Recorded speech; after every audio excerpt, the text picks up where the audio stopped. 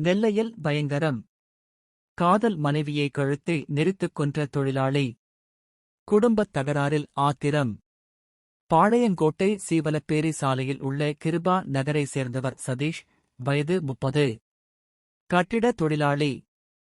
இவரது மனைவி தமிழ்ச்செல்வி, 24. இவர்கள் 2 பேரும் குடும்பத்தினரின் எதிர்ப்பை மீறி காதலித்து திருமணம் செய்து கொண்டனர்.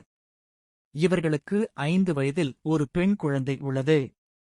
கணவன் மனைவி இருவருக்கும் இடையே அடிக்கடி குடும்ப பிரச்சினை காரணமாக தகராறு ஏற்பட்டு வந்தது. இந்த நிலையில் இன்று அதிகாலை வீட்டில் வைத்து இருவருக்கும் இடையே மீண்டும் தகராறு முற்றியது. இதில் ஆத்திரம் அடைந்த சதீஷ் கயிற்றால் தமிழ்ச்செல்வியின் கழுத்தை நெரித்து கொலை செய்தார். பின்னர் அச்சம் அடைந்த அவர் அங்கிருந்து தப்பி ஓடிவிட்டார். இதற்கிடையே அவர்களது வீட்டில் இருந்து குழந்தை நீண்ட நேரமாக அழுது கொண்டே இருந்த சத்தம் கேட்டது. இதைக் கேட்டு சந்தேகம் அடைந்த அக்கம் பக்கத்தினர் அங்கு சென்று பார்த்தனர். அப்போது வீட்டுக்குள் தமிழ்ச்செல்வி மயங்கிய நிலையில் தரையில் கிடந்தார். இதைக் கண்டு அதிர்ச்சி அடைந்த மக்கள் உடனடியாக பாளையங்கோட்டை தாலுகா போலீசாருக்கு தகவல் தெரிவித்தனர். தகவல் கிடைத்ததும் இன்ஸ்பெக்டர் சசிகுமார் தலைமையிலான போலீசார் சம்பவ இடத்துக்கு விரைந்து சென்றனர். துணை போலீஸ் சூப்பிரண்டு ரகுபதி ராஜாவும் அங்கு வந்து விசாரணை நடத்தினார். அங்கு கிடந்த தமிழ்ச்செல்வியின் உடலை அவர்கள் பார்வையிட்டனர்.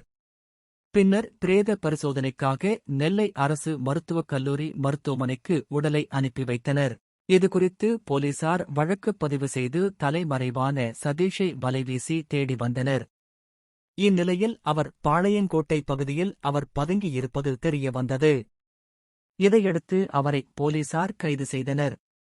அவரிடம் நடத்தப்படும் விசாரணையில்தான் கொலைக்கான காரணம் தெரியவரும் என போலீசார் தெரிவித்தனர். கொலை நடைபெற்ற சில மணி நேரங்களிலேயே சம்பந்தப்பட்டவரை திருநெல்வேலி மாவட்ட காவல்துறை கைது செய்திருப்பது குறிப்பிடத்தக்கது.